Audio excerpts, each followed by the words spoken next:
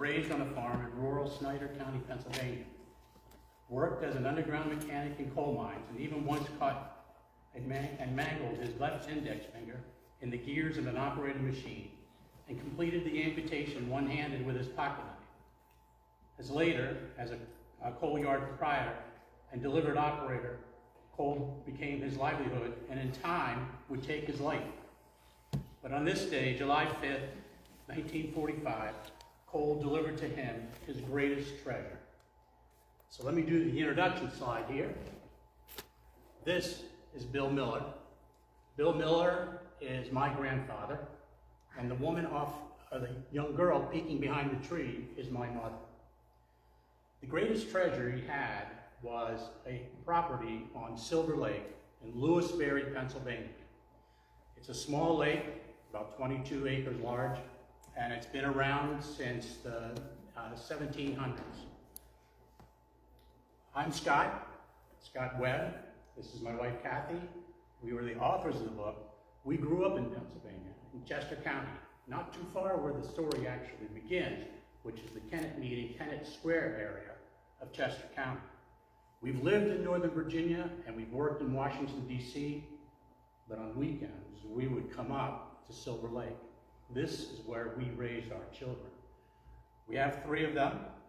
They are now grown and they've all moved off, scattered to the wind. The cottage, though, has always been one constant in our family. Even today, we have the children who will fly back or drive up. The closest one is in Richmond, Virginia.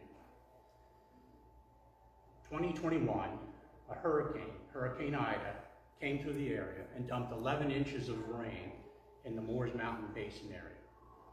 And for the first time in known history, it overtopped the earthen dam, which is a dangerous situation. Water running on the backside of the dam will erode the dam in no time. This required us to make some improvements to it. In fact, Pennsylvania DEP had already told us we needed to make improvements to bring it up to the standards of the day. We had an opportunity to be interviewed by a local reporter. She came out, we told our story, we told what we thought was the history. This was the family lore, this is lake lore, and as the reporter left, we kind of did a debrief, we looked at each other and we said, that is the right history, isn't it? So we gathered as much as we could, and then we went to a local historian that's sitting over here, and we said, look, don't we have enough here for an interesting project, and would you like to run with it? And she said, no, it is an interesting project, but you should probably run with it. And we did. And at that point, we started on this journey to write our book. So one of the reasons that we did this is we wanted to preserve for posterity information that we had acquired by doing research through deeds. We learned that Silver Lake had begun as a mill pond. Quakers had emigrated from Kennett Meeting and Newcastle Meeting. They were Quakers, so they're like their churches. And they came across the Susquehanna in the late 1730s. And a family by the name of either Harmon or Herman, depending on what piece of paper you're looking at, built the mill. And what they did was they hand dug a race from Bennett's Run, which runs on the east side of Space Highway, all the way around back to where the current lake is. Hand dug it. And then created 2 dams in order to create an energy source to power a mill.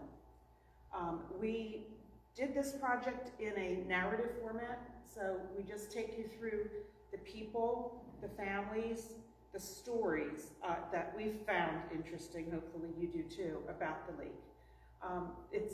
Scott likes to call this interconnected storytelling. He likes to put Easter eggs throughout the book, so that you'll find Bill Miller's finger being amputated. There's some other people who've lost their fingers too, as just an example as you go through the book.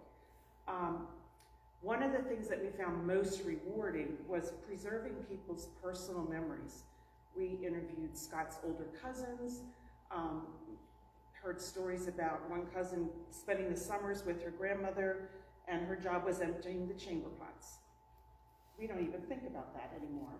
but that's one of her memories.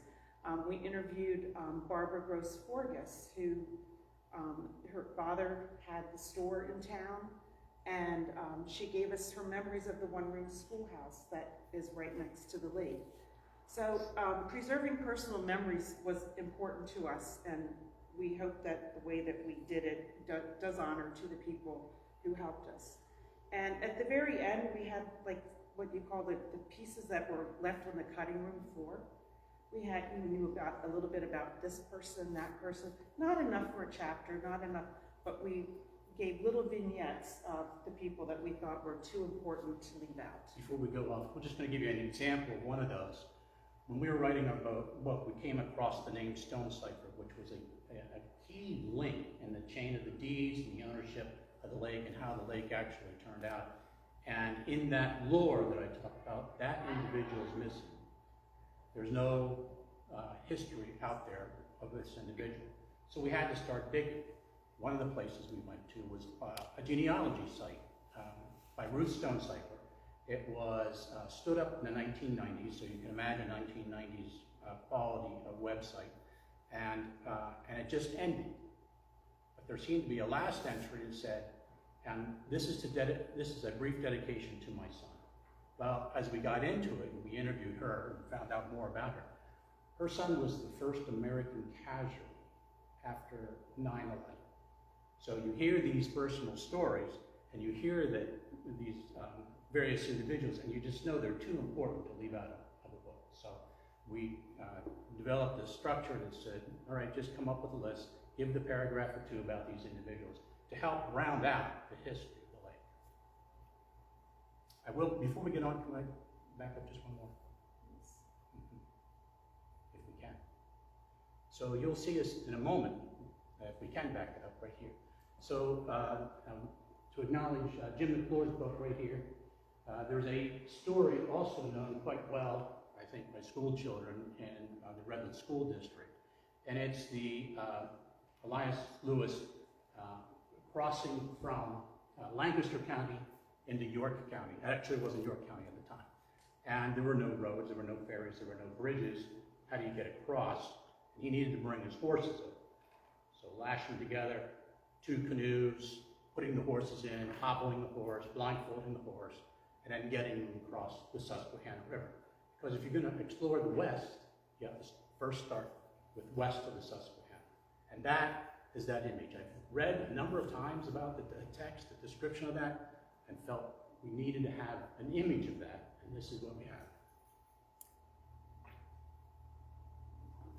So we as we got into this, we needed to know how do we start, where do we start on getting information that we can pull together and document the history. Then we thought, well, you know, how are we going to preserve it? But then eventually we got to the root problem of this, is why do narratives, local narratives, disappear? And this is what we've come up with, and it actually guided us in our focus in finding the history. So there was a lack of documentation. We talked about this Stone Cipher. His name was William Grant Stone Cipher, and there's very little documentation, no documentation for this individual, yet he was a key player in establishing the Soda Lake. And then what we learned as we started into this, there were still some first-hand witnesses alive. They were in their 90s, and we felt a sense of urgency to get to these individuals as they were, nearing the end of their life. So what often happens without the documentation, as people die off, there's no way where to pass that oral history down to the next generation. Not only that, in something like Silver Lake, it's such an ordinary thing. People just living out their lives. No one said, oh, today is history, or we have something historic that we need to share. And so it just wasn't appreciated at the time that they were doing this. We have culture shifts and the homogenization of cultures. You can imagine 50 years ago, perhaps many here, as children, remember family reunions, which were a big event, and you would be with family. Well, then it soon became go to the mall, or it would be, my friends are more interesting than family, and family reunions kind of faded away. Maybe not right now for yours, but this is what we noticed, and you have this culture shift there's no need to preserve the history. They feel that they have something to replace it. And then, of course, limited resources for preservation. Like I say, there was nothing to start with. They had no place to put it. There was no internet at the time. And we were compelled to go to various online resources that were of some official note. So I will add one more thing to that too, is we were really, really fortunate and blessed that people came out of the woodwork once they heard about the project that we were working on. I mentioned Barbara Gross. She has pictures of the graduating classes going back to the 1890s, the one-room schoolhouse. Not the graduating classes, the whole school would all stand with the school teacher. One of her late uncles was one of the schoolmasters. This type of stuff you only can get from people who still kept it and are willing and able to share it. So a lot of you find a lot of the information in the book actually came from people that were local in the community, who had parents that were local in the community, that actually took the time and made the effort to meet up with us and share their information. So when we were going through the deeds, the lake has, of course, 4 sides. It's not completely connected. You have to go back out on main roads to get to the different sides of the lake. And we live on West Street, which is the town side of the lake. And there's a hill up behind us, and there's some houses up on that hill. They all have much bigger lots. They're all newer houses than anything that is along the waterfront. And we kept coming up with the name Torsia. There must have been 5 or 6 Torsias that were on various deeds and sold and consolidated deeds amongst Torsias. We're like, who are these Torsias? So I'm sort of a genealogy geek, so I start doing a family tree of the Torsias I could find to figure out how they were connected. Turns out that there were 3 brothers who came together with their wives, determined that they were going to raise their family in the countryside and that this would be a good place to do it. And they built houses, they bought multiple lots so they could have septic fields, whereas all along the lake at the time everyone still was using the outhouses. There's a diverse group of people that live around Silver Lake. There's it's not like, you moved into a neighborhood and everyone has an office job or whatever. I mean, we've got people that are attorneys and, people that are bus drivers. Everything. It's a wonderful blending place where you get to meet people from all over. So if I could just add to the Torsia story. Mm-hmm. So at the beginning of the first chapter, or the chapter on the Torsia Hill, the story of Torsia Hill, in the first paragraph, it describes a newspaper article about how the war had just ended in the European theater. So it was World War II. So it's just a week or so into May of 1945. And the churches are filling up because people were giving thanks for the end of this war and praying for the end of the war in the Pacific. And these Torsia brothers, there were 4 of them, are guided by their faith. And Meade Torsia goes to the church to pray, and the church is packed. And he looks over, and he sees his brother in this church. To tell that story even now, it sends goosebumps up my arms here. So one of the brothers, who wasn't in the church, was able to get the 3 brothers, not the 4th brother, and says, this war has been hell. We need to find an area that we can live almost like in a commune. I put that out there just as an image for you. And they all bought these properties. They combined lots that were not popular. In fact, no one really wants to buy at Silver Lake if you can't be on the lake. You don't want to be over the other side of the hill. So a lot of these lots were just central Pennsylvania lots. They bought them, consolidated them, turned them into properties, built homes, and then they established the septic fields. So they were the first permanent residents at Silver Lake. When you had the outhouses around the lake, They weren't the most nicest, and as you got older, you know, into your 60s and 70s, I'll go there for a weekend, but I don't really think I'm going to live and have to use that outhouse each and every day. So as we invited Michael back to the lake so he could review, I guess, you know, his history and his childhood,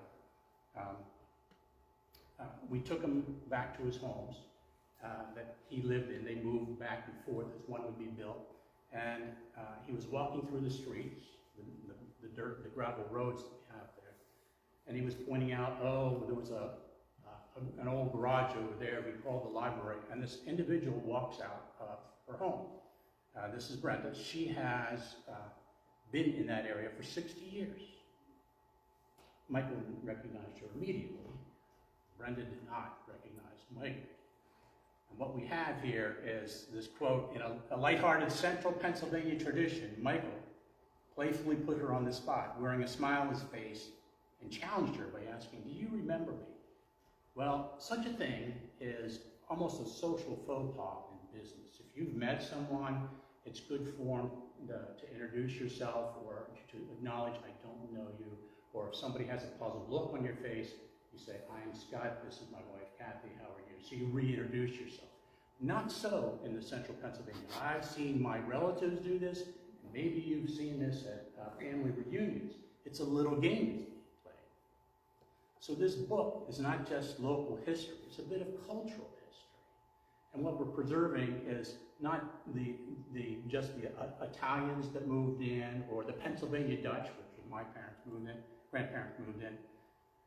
This is our custom, this is our way of doing things that we've captured and preserved in this book. Those cultural things are some of those Easter eggs that we've talked about. And just as an example, because this happened just recently, we've done another interview. Supposedly there might be a second book, we'll see. And a family actually built a garage first. No house, no cottage, just a garage. 2 boys, mother, father, lived in it in the 1930s, 1940s. But you needed to have some private, well, there's the outhouse outside, but I needed to change my clothes. So they built a little structure about the size of a telephone booth to go in and change their clothes. I just use the term telephone booth. You can draw a line in the demographics, below which are young people who've never been in a telephone booth.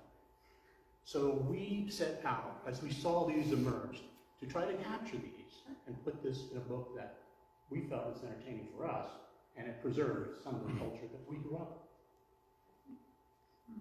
So there's, well, first off, the image here. We had an editor go through and just make sure that we were on the right track and help with a little bit of the formatting. And she made the observation of, you know, not everyone knows what an outhouse is. Now, I knew what an outhouse was, but I guess she's right. So Scott went online and based upon a photograph we had of our old outhouse, he drew a schematic here so you understand precisely how an outhouse works. So there's some core themes, core messages in the book. Transformation. York County as a whole has moved from a very agrarian farming community with some light industry to a denser community with some heavier industry, think like Harley-Davidson, to a distribution hub. I mean, how many warehouses do we see for people like, you know, Amazon, for example? The entire area has transformed, and Silver Lake has transformed too. One of the big things that happened in the late 80s is the sewers came through. Before the sewers, we all had outhouses, and nobody lived in those houses full time. They just didn't. By 1975, 1980, 1985, we were a little bit spoiled, and we wanted hot water and flush toilets. So the story of the lake and the evolution of the lake is very much in line with what happened in the county and the area and the community as a whole. We think that some of the personal stories of the early pioneers, I guess you might want to call them, provide some authenticity. We're preserving their voices. And there are some individuals that made very unique and memorable contributions. We mentioned William Grant Stonecipher. You know, in the previous documented histories of the lake, he was completely skipped. And yet he was the one who bought the mill and the lake and said, I'm going to carve out 100 little tiny lots, and got a surveyor to do it, and we're going to make this a summer colony. That's huge. Before then, all it was a mill pond, powering a mill. The mill lasted about 8 years after he purchased it, you know, and it went the way of a lot of things. You know, it was replaced by transportation, cheaper ways of doing things. And there's a continual theme as we talk to people and interview people, and even read some information that was preserved from as far back as the 1850s, thank goodness, of faith, family, and community. These are the three things that everyone circles back to when they talk about their memories of Silver Lake, the Lewisberry area. And Kathy, if I can just add on to the history documents transformation, we did not set out to write about outhouses or the sanitation. But as we watched this, we saw how it was transforming the area and transforming the people around it. With an outhouse, it was a summer colony. The definition of a summer colony, this is a legal definition, by the way. A summer colony is where an individual can own it, or they can rent out a particular property for a period of time. Generally, it's 2 weeks to a month. It's almost as if our articles of incorporation defined this as Airbnbs. Once so you can imagine with this situation, people would come during the summer. In fact, my own grandparents would say, well, we're going to open the cottage on Memorial Day and shut it on Labor Day, not to open it again for another 9 months. Well, once we had these outhouses, and we invited oldsters over, you know, they don't want to spend their last years there at that cottage, and you have to use that sanitation facility. But once the sewer system started to come in, that transformed. Now, people were willing to invest in a cottage, renovate it, tear it down, build, and live there year-round. What did that do? We went from a 20% permanent to 80% transient population, and just switched that. 80% were now living there full-time. And it aged the population. The average age, you could have people today, there are people 80s and 90-year-olds that are still living, they're now living on lake. You wouldn't put your 80-year-old grandmother into a situation like that. So it did, in fact, transform Silver Lake. So this was the first time my husband and I worked together on anything besides raising children. Okay, he had his career, I had my career. We operated very differently in our work lives. Came home, you know, we didn't really discuss it. This was a challenge, was working together. I'm happy to say it's been 42 years of marriage. It almost ended at 41, but we've made it through it. One of the things we had to do is we wrote different chapters, different pieces. I did the more linear bits about the history of the lake, and it, you know, went from, you know, sort of like the book of Genesis. It went from this person to this person to this person to this person, and little bits of information that we knew about those people. And then Scott wrote some of the more esoteric things about, like the stones and the rocks that make the red stone walls that are throughout the community. But we had to edit it to make it sound like one person wrote it. That was a little bit of a challenge, because I would say, you know, how about if we rewrite it and say it this way? And it's like, no, it has to be this way, or vice versa. So that was a challenge. Locating relevant individuals began as a challenge, but very quickly it switched over, because, like I said, people came out of the woodwork once they heard what we were doing.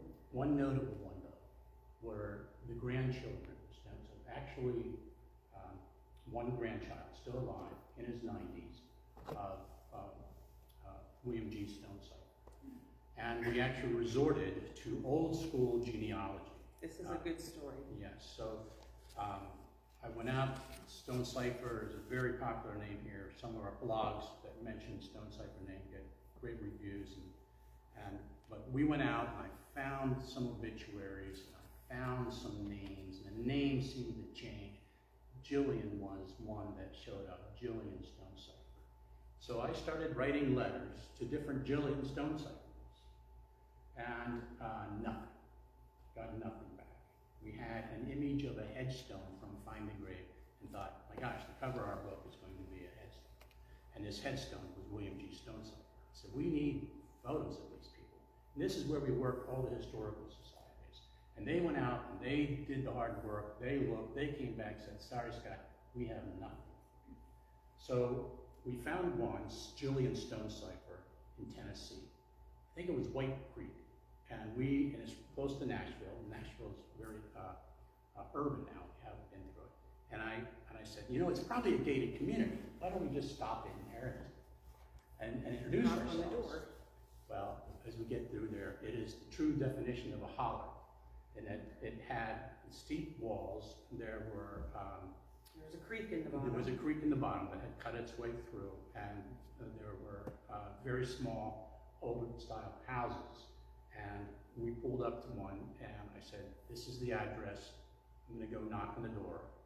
And I said, I'm going to stay here. I've got 911 dialed on my phone, and I can hit send if I need it, because I didn't know whether we were going to get a shotgun coming out the door, you know, in front of the person answering it. The bottom line, she's been amazing. Part of the driving force is people find that help them preserve memories. Well, she was eager then to share the photos. Oh, I got your letter a month ago and always intended to get back, but now I'm right there in front. We exchanged phone numbers. And so she's now texting me images, or photos of her grandparents, her parents. The enabling technologies, I guess. I want to do frog DNA. Oh, so, yes. how many people here saw the movie Jurassic Park? The original one from like 25 years ago. Well, 1993? Well, that's not far. Okay, 30 years ago. The scientists had all this DNA from the dinosaurs, but there was little gaps in their DNA. And so they said, we'll just fill it in with frog DNA, you know, to make it complete, whatever scientific term is for the chain, so that they could replicate these animals.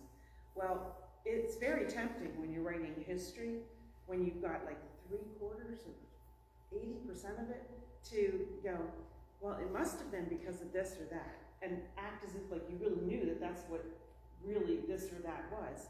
And so we were very careful with each other to, like, when we were doing theories and trying to figure out, like, well, where do we go to look for this next, or do you think maybe it was because of that, to make sure that we never stated as fact anything that was truly just frog DNA.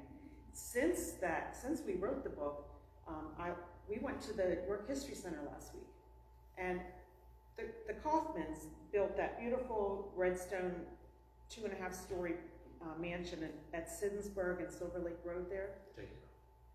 And Jacob Kaufman's on deeds, and then 50 years later, John Hart Kaufman is on a deed, and we're like, how do they relate to each other? Do you know how many John and Jacob Kaufmans there were in this area?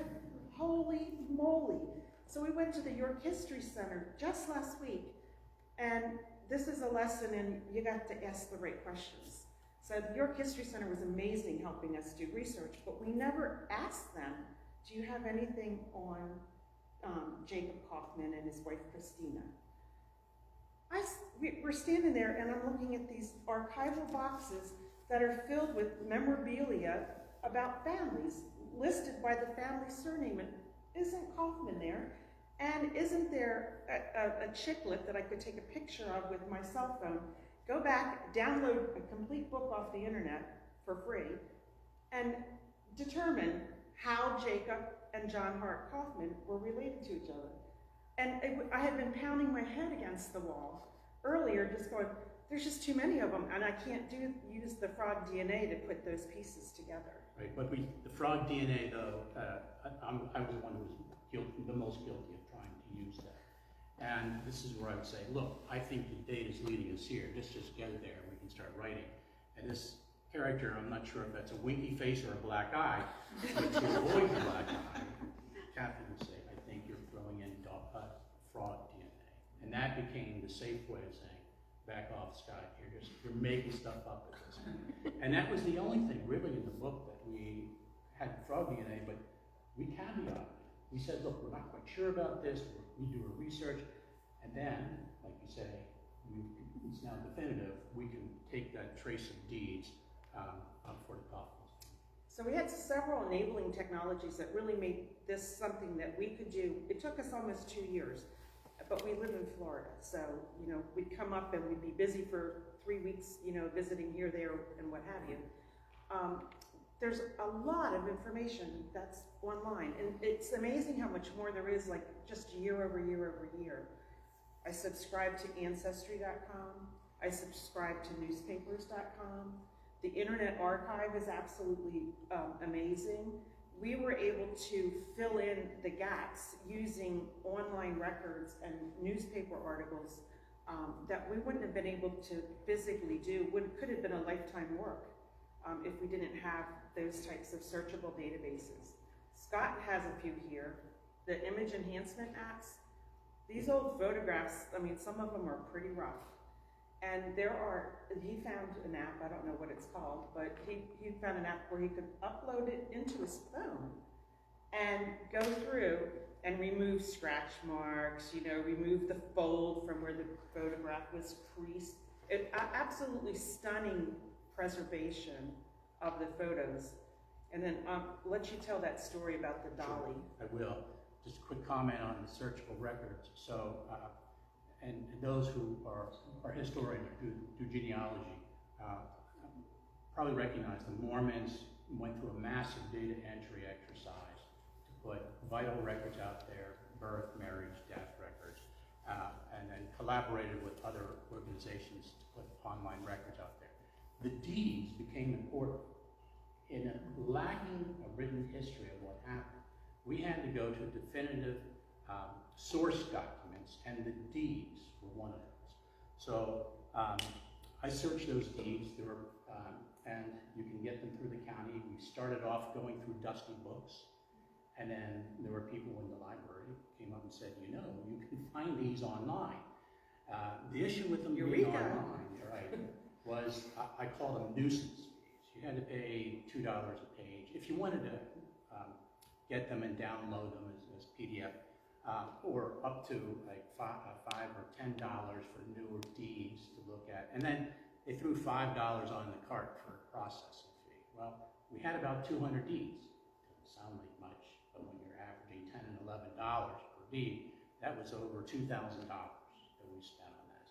This is part of there's just not enough resources. If we'd known that in the beginning, we may not have spent that. This became a passion project and we got hooked on it. So the generative AI, we used any number of tools, artificial intelligence, some basic ones like the photo enhancer. And if you've taken photos before, maybe you remember your parents or grandparents had black and white ones. The film stayed in the camera sometimes for months at a time before they took it out and had it developed, come back. Oh, it wasn't in focus. There's no way to automatically focus those cameras. Well, this image enhancement can take blurry pictures and make them crisp. And as we wanted this to be a coffee table book as well, we had to put those black and white photos, not all of them, but some of them through that enhancement. This generative AI is a different version of AI. It actually generates content from what you told by going out and looking at a massive amount of records. And I heard about this dolly. It was a way to put text into a tool, and it gave an image. In fact, you could upload an image, and it will produce an image, but it can take it right from text. And that was the horses crossing the Susquehanna. There's a series of slides at the end, if we've got time, I'll show the progression of those. It's just 3 slides. So that's in our younger days. So we had some interesting experiences that we think actually shaped the final product of the book. Genealogical research. I've done research on my own personal family tree. I had to do all kinds of stuff to be admitted to Daughters of the American Revolution.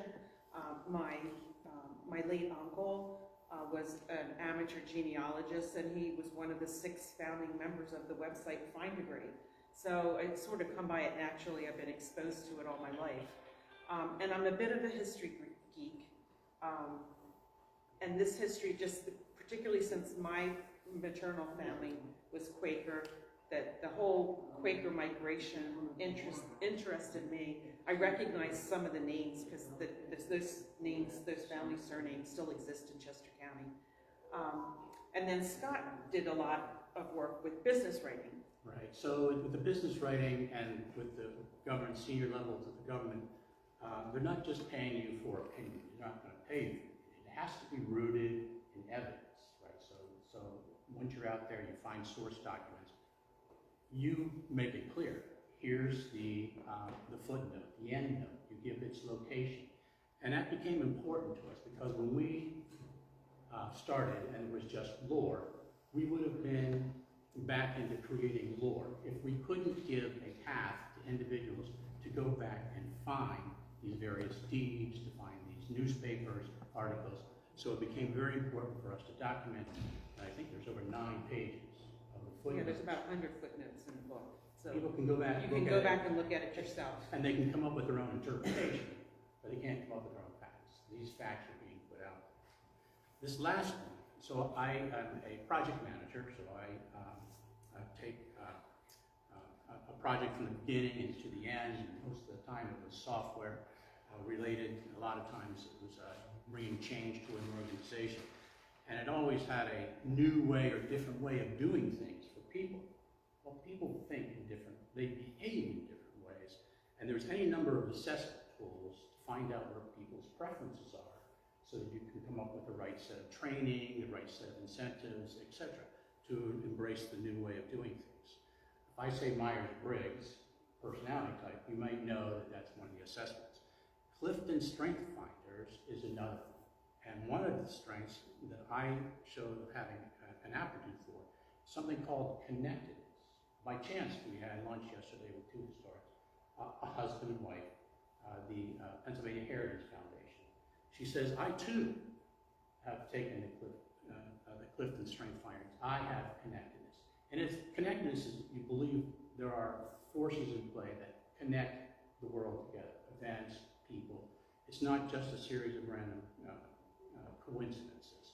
In fact, she coined the term that I'm going to take, which is holy coincidences, right? So it's they're out there. And just to give that as an example, so we have probably about 24 of coincidences in this book. So as you read through them, you find you don't recognize them as an Easter egg at the start, but then you're finding, oh my gosh, I do see that Bobby Stonecipher met his wife by the mothers introducing each other. Well, doggone it, in our dedication, that's how Kathy and I, our mothers, introduced us. So, any number of those. Is this connectedness real? Last night I was just shaking my head.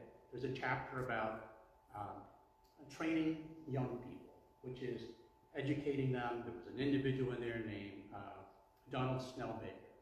He was a teacher, became a principal. When he was a teacher in 1963, he challenged his 6th grade class to research Lewisberry. It's been documented with interviews. You can go back to 1850s in some of these interviews that stretch forward. He documented that. And he asked what happened to the book that was documented. I said, well, we gave it to the New York History Center with a letter of provenance saying, look, we can trace this and we think there's value to it, and they gladly accepted it. And our dinner guest just shook his head. It was actually Michael Torsia. He goes, yeah, I know Donald Snellbaker. He was my 6th grade teacher.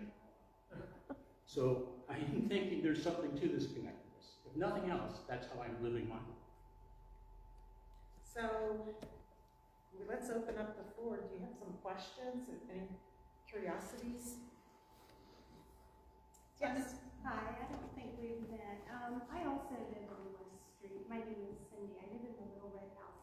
even Okay. on the street. Just so you bought it from the Bennetts. We did. Okay. And several times other occupants wanted to knock that house down, but including my own husband. But I said, no, I feel the history in this house. And we looked at the deed and it said 1900, which really surprised me because I thought the lots were put up for sale in 1924 and 1925. Correct. And I learned so much from you about how to look up the history. And I just wondered if you had any additional tips. So when they don't know what date the house was built, 1900 goes in the field. Oh, okay. So, and is that 809? What number is that? 811. 811. We might have some information to share with you. Okay, I would love that. And Yeah. I think, you know, on the deed, one of the names that you mentioned was actually on that deed. And I know that in your book, one of the postcards was taken from our property. So I know there's history there. So Right. I would love to learn more about how to dig that up. Thank you.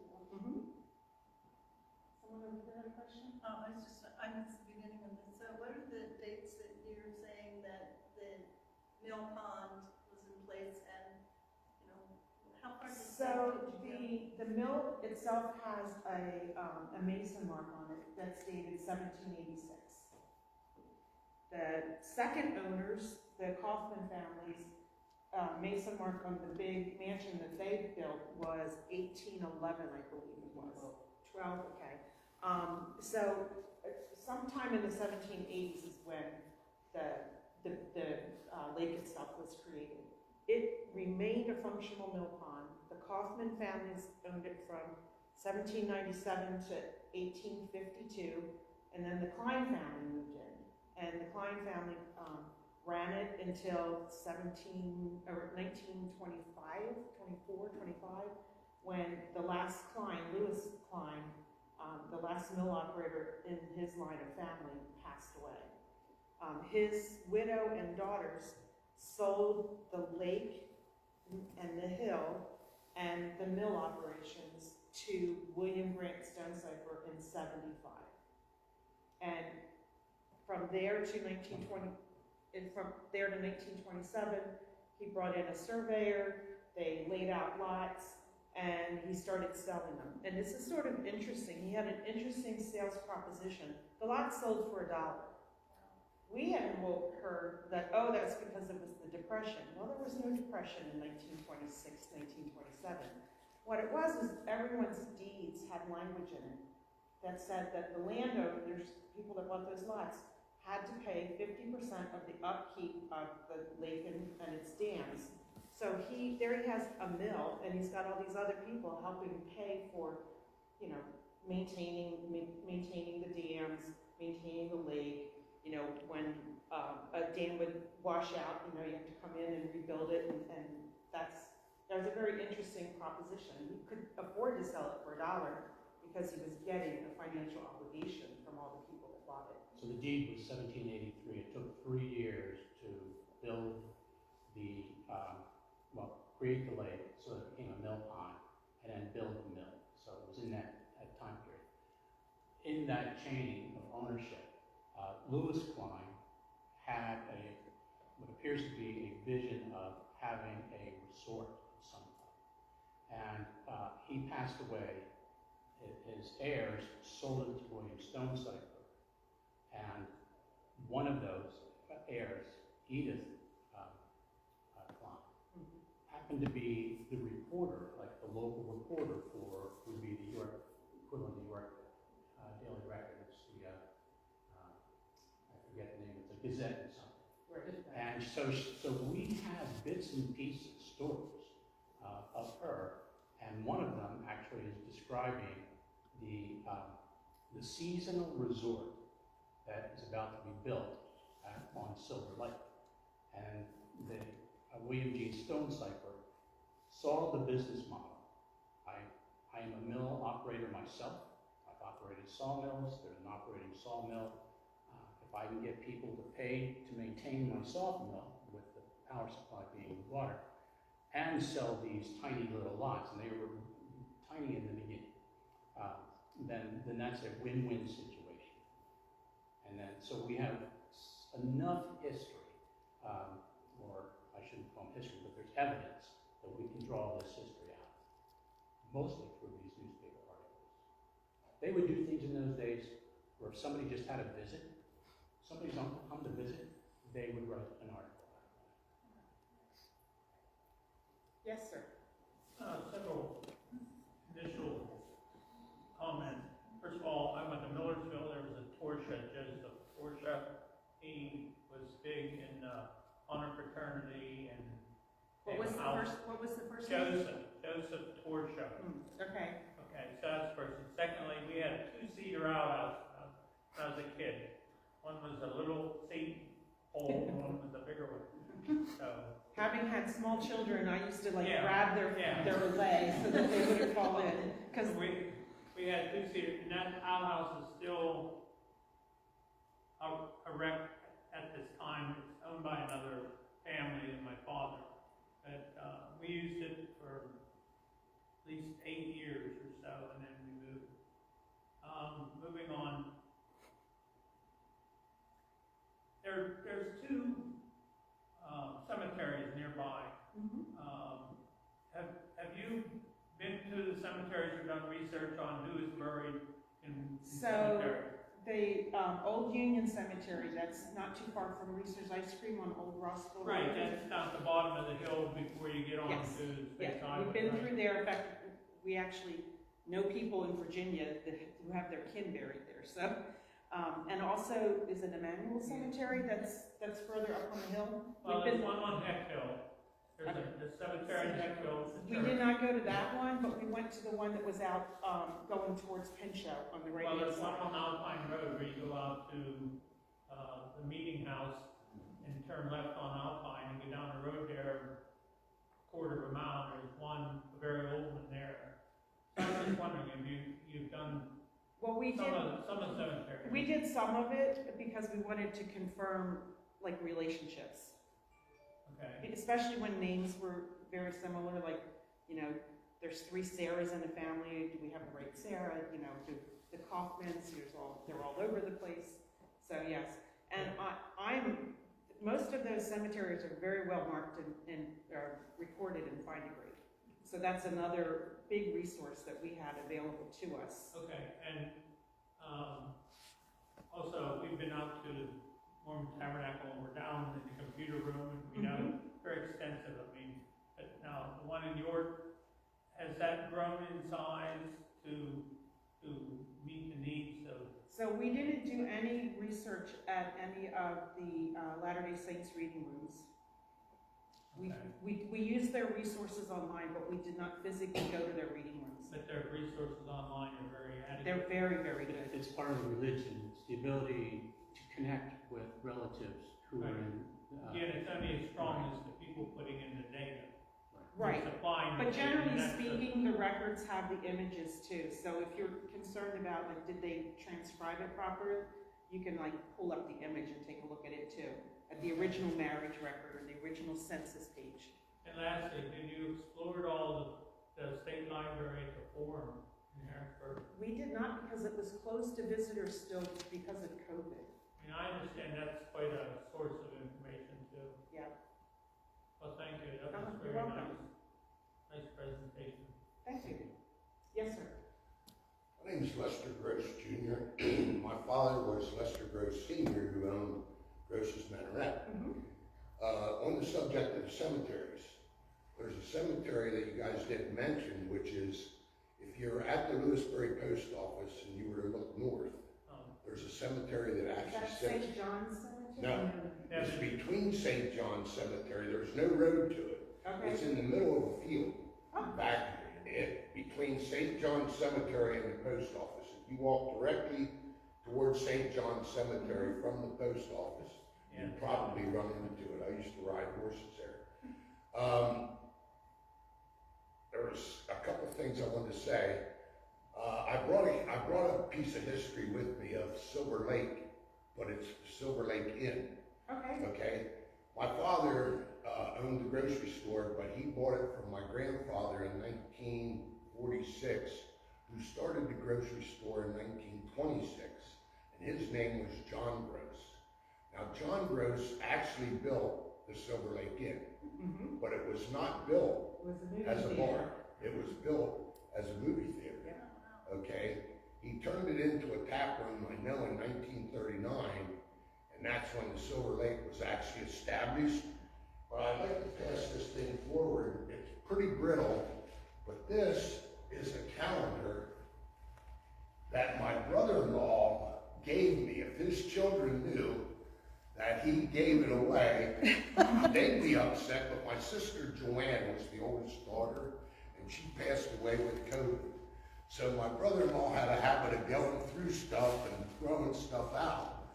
But he gave me this calendar, and my one sister took it to a couple different people to try to have it copied.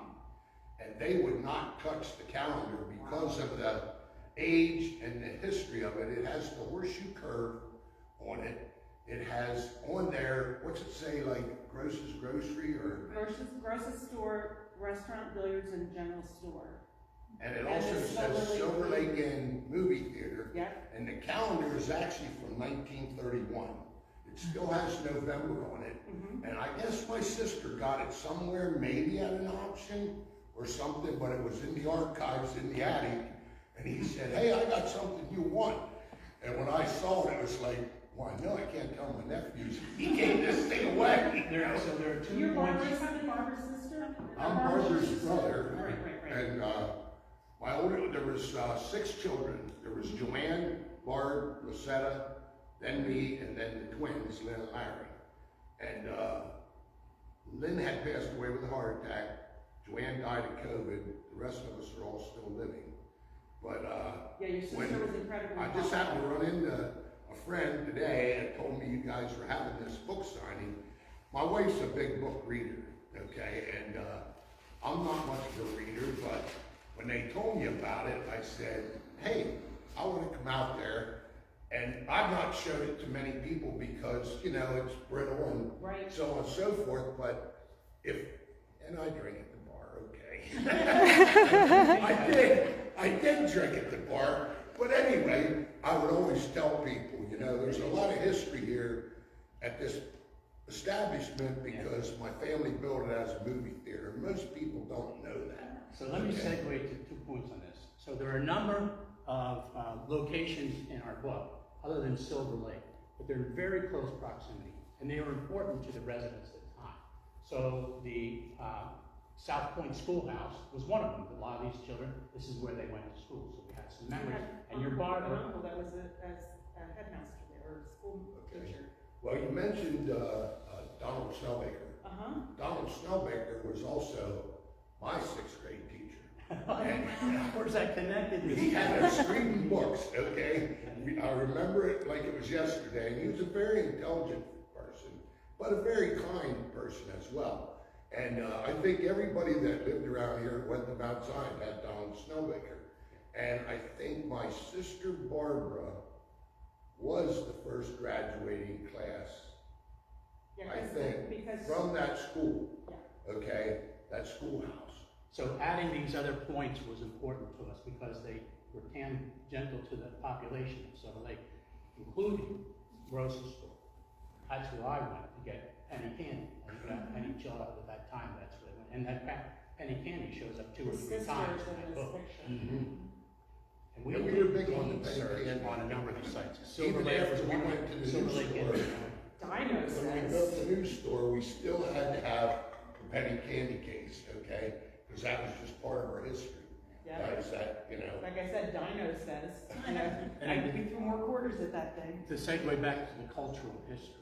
So we've always called it the Manorette, having no idea where the name Manorette came from. Well, Barbara told us, the house next door, I guess it was your mother, was going, I want a manor house. In fact, you go today, and I think you still see the columns.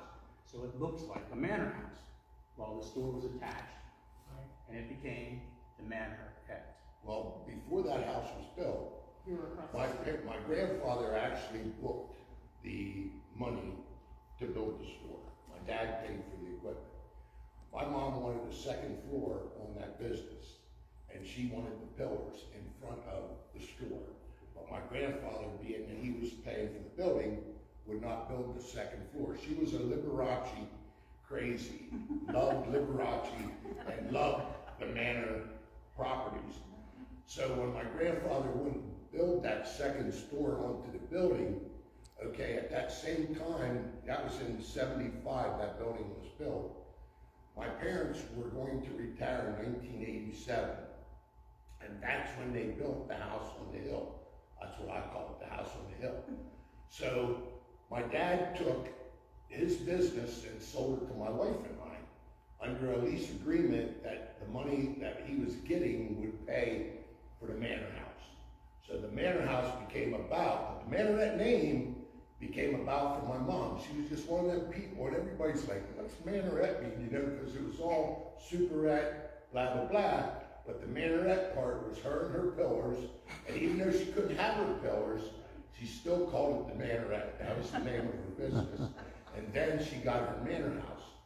Now And my your dad mom obliged by passed putting it on away the in sign. 2003, and my wife had already put her name on that house prior to 2003. And if you went inside the house, the kitchen was very small. It was only like 100 square feet, and there was no back deck on it or anything.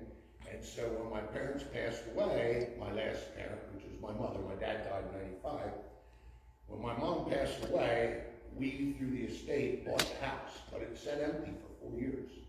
And when I say for 4 years, because I wanted to do an elaborate kitchen, and I had built 3 kitchens with a fellow named Joe Raiders from Silver Lake already.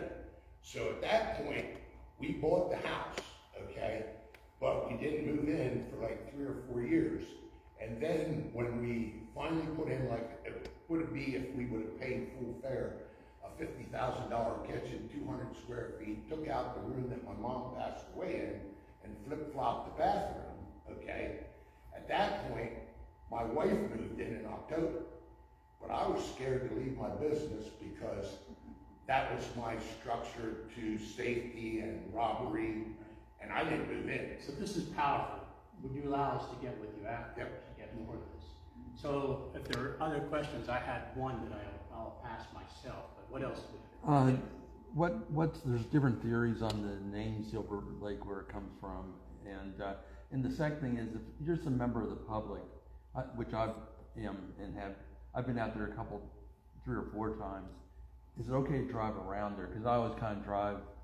I go out and drive around, but I know I'm on private property. So what would you say to tourists that want to see this beautiful place? So that's a very good question. Let me answer the second one first. So the roads are marked private. There are 2 that are clearly dead ends into the community.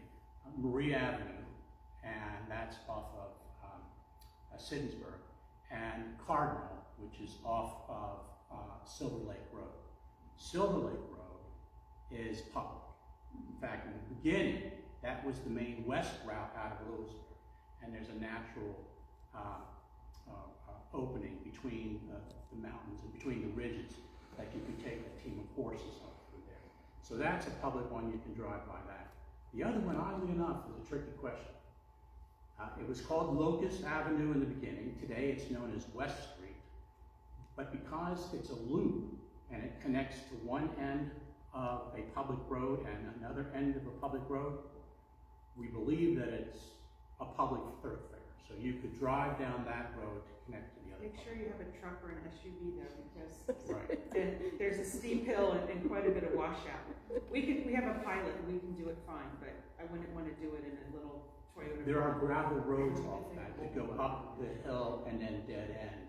I would treat those as private roads. In fact, in the beginning, they showed those roads coming out on Siddonsburg. If anybody has driven around Siddonsburg, that would be a very dangerous situation, because not only is it a curve, but it's a blind hill. So as you would pull out, there's great potential of getting a collision. And you did ask a very good question in the beginning, the first one. And I totally missed it. The name Silver Lake. Oh, it's named Silver Lake. We don't know. We did quite a bit of research on that. We know that there was a hand-drawn copy of an 1883 survey, Andrew Klein's survey. When he passed away, the survey was done and handed off to Lewis Klein. in that hand-copied survey by Rosalind Klein, as a matter of fact, for the benefit of selling to William Grant Stonecipher, there's no reference to the name Silver Lake. When you go back to, I think it's the Pomeroy map of 1873 and 1876 that we were able to get copies of through the York History Center, there's no reference to that lake as Silver Lake. The first, and then we have the hand, who was it, The postcard from Wise. well, the postcard is the first reference we have to Silver Lake. It's dated September 18th, 1913. And we were able to track down who it went to. We never determined who it was from, but the text says, this Silver Lake is pretty nice, don't you think? And so that was the first occurrence of Silver Lake that we saw. Even in the W. Scott Hammond, and his recount of his childhood from the 1850s that was recorded when he was in his 70s in 1925. He makes reference of the band of boys in those days. That's part of the culture. They would be out in the morning and they would roam the area, and they would go to the mill pond, and they would fish, and they would swim, and they would harvest their own food from whatever's growing. They knew it was edible. Not once does he name it Silver Lake. So we're thinking that somewhere between that 1883 and 1913, it actually gets its name. We did enough research. We can tell you that Rand McNally has over 125 silver lakes in the nation. We can tell. We've identified at least two others in the state of Pennsylvania, in Bucks County and up in Susquehanna County, up in the corner of Pennsylvania.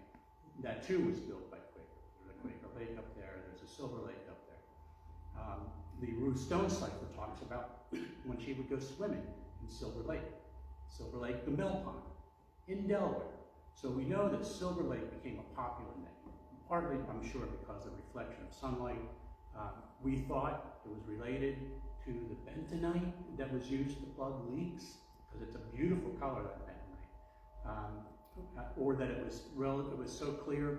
My grandparents, this is part of the lore, said you could throw a quarter in there, which was silver at the time, and you could see a silver piece at the bottom of the lake. You could not do that today. I have a hard time believing you could even do it back then, but Right. that's okay. But that was a story that was told. So we don't know. We know Silver Lake is a popular name. We'd love to find out if somebody can find that out or knew how it got its name. Yeah, the what I'd always heard was, and this is, you've done a lot more work than I ever did, was that it was that idea that they use clay as a way of keeping, as they did in canals and some main places, to guard against seepage. Right. And so therefore the clay was reflected. Right. That bentonite clay, it swells multiple times. It plugs leaks. There's natural veins of it. 2 counties over, Franklin County, I believe it was, we once thought, oh, there's a deposit underneath Silver Lake. No, there's no bentonite in this area. We have a guest here today, while gardening, came across a ball of the bentonite clay. That photo is in the book, actually. And it probably came out of a harvest of silk when they took down the lake. And it was probably around the spillway. That was the most troublesome area. So the earthen dam for the longest time was fine until it started to spring leaks a few decades ago. But the spillway was always problematic. So they imagined that they plugged the leaks with that bentonite, and somebody harvested silk and threw it on a garden, and when they did that, a ball of that bentonite came up, and it's in somebody's the photos in the book. Are there other questions? I have one last one I'm going to ask this up. Go ahead, please. Are any of the families generational? In other words, the people that live in the homes are immediate relatives or relatives of the people who initially bought the houses? Yes. So, No. 3, probably. So, us, because, well, It was a gap. there was a gap. It went out of the family for a decade, and we bought it back. The Hoffman family, Willis Hoffman, built one of the first 7 cottages on West Street, and his great-grandson owns it today and lives in it. He's renovated it and turned it into a full-time dwelling, bathroom, bedroom, kitchen, the whole 9 yards. And then the Henkelman family. The Henkelmans purchased across from us on Marie Avenue, and he was a Moravian minister, and he was at the Moravian church in downtown York. And he had a parishioner tell him about this lot that was for sale, came and bought it, found driving randomly through York County someplace, somebody with a whole pile of logs. He had a log cabin kit that he was going to build for his wife, and his wife changed her mind and wanted brick, and so the guy was selling it, and this... No, she actually she wanted the log cabin. She originally wanted logs, she changed her mind. This is the story, anyway. So the Henkelmans built their log cabin in 1938. It's currently in a family trust that's managed by the minister's granddaughter and grandson. Okay, one last question, and we had, my wife's cousin lived on Marie, passed away, but anyway, we had friends at the very end, and her property was sizable, it wasn't a little lot. It Was still land- is. Was land added to the small lots that was not in the existing Yes. plan? And So- that's how you end up with lots that There are was a 5 farm acres. back behind Marie, owned by the Stromingers. Okay, And we have evidence from these deeds that we did research with that people would either contract and buy a lot from the Silver Lake Improvement Company and then separately contract to buy the back part from the Stromingers, or sometimes the Silver Lake Improvement Company would get it from the Stromingers and put together, like that log cabin is on a lot and a half.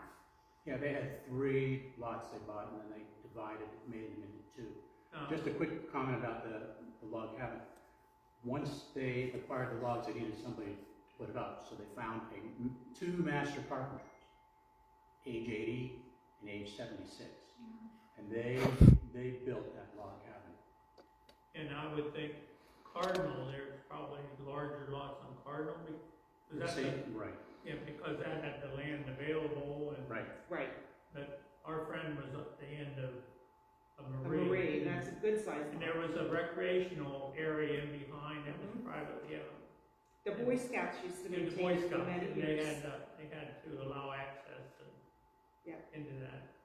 Do they ever have plans to dredge that? And may I ask, and I don't know if you can say anything, how are they doing with their efforts to satisfy the state with their issues with the dam? We stay current on the reporting, which is what the DEP, so this is the Department of Environmental Protection, and that's working right now. There's always discussions on dredging. They're building an island to be able to remove some of that silt and pile it up. But if I can move on, if there are other questions, I do have one I want to ask myself. What was the most surprising thing in your research? So we found that there was serious interest to turn Silver Lake into an amusement park. I say serious. These 2 individuals kind of come across as charlatans. They say they formed a Silver Lake Incorporated. State of Pennsylvania, the Attorney General's office, lists these corporations, these businesses, far back to the 1700s. That never existed. They came in here, they thought they had a business deal with one Klein and with a Klein named W.H. Klein, another one named Harry Klein. They were the same individuals. So they probably didn't do their homework. They probably didn't have deals. And he didn't own the lake. And in about 73 days' time, they went from the idea of an amusement park, rapidly trying to raise funds. I don't know if it ever got returned. But then 76 days later, they disbanded and never to have an amusement park.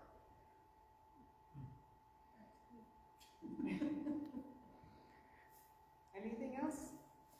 Just for curiosity, I'm going to show you some of these This is working with that generative AI dolly tool. So I pulled that together off the internet. I had to like cobble together people, a horse, a blindfolded horse. Look, it almost looks like, you know, the white and black lines kind of looks like the zebra. So I uploaded an image. They said you can upload an image or you can give us text. That was the text, typos and all. And I uploaded the text and I uploaded the image. And then it produced this. Right there, that's a zebra. So I said, and I was not aware of these tools. Supposedly they're relatively new. And I said, this tool is not ready for prime time. You have a zebra as a horse, and these individuals with poles, one's clearly dressed as a woman with a hat, and it's in the canoe, and it's on a lake, but this is not ready for prime time. I said I want it from the 1700s. And then I hit enter again, took the image off, just went with my text, and it came back, and it took my breath away. You can't mistake this as 1700s. It's a tri-corner hat. I understand it's not quite It's the not a Quaker Quaker hat. hat, but The pole canoeing is a real thing, and the horse would fall through the canal or fall out of it, but it tried. yeah, they came across the Susquehanna just below where the Switcher Creek comes in. So basically Middletown over to Goldsboro. And it's very shallow there. There's lots of places where, you know, you could, you know, get game purchase and not float downstream. But that's what they did. They pole canoed across. So after, it never did come up with this image, but I cut and pasted, some primitive cut and paste, and was able to cobble this together. And originally I had the looking at the horse, looking at the people in the canoe, and I'm thinking, you know, the only way you'd actually be able to see their faces is if they made it safe to the other side, and you were standing on the land at the other side. You said, okay, well, by seeing them back, seeing the whole Susquehanna out ahead of them, you have to think, are they going to make it? So it adds a little suspense to the story. I think that's the last one. I think it is. Yes. Thank you so much. Thank you.